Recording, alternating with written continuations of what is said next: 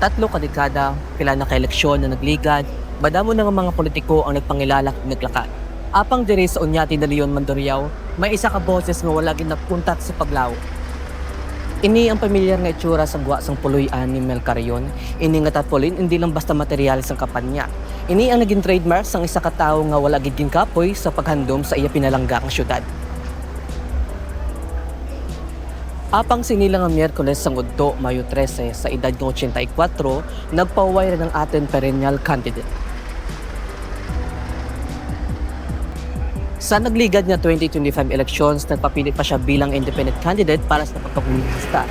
Kabisan pa sa mga dalagko ang mga makina sa politika, nagkakuha siya sa suporta halin sa 44,657 nga mga tao. Ang mga tao iniya nagpati sa iya nga tapat nga tinutuyo. Good afternoon, gentlemen.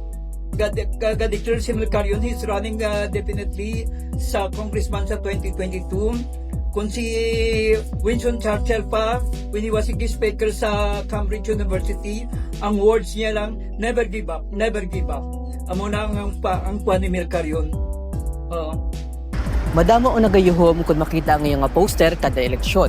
Pero sa likod sini, amo ang isa ka dedikasyon nga naglawig sang tatlo ka dekada.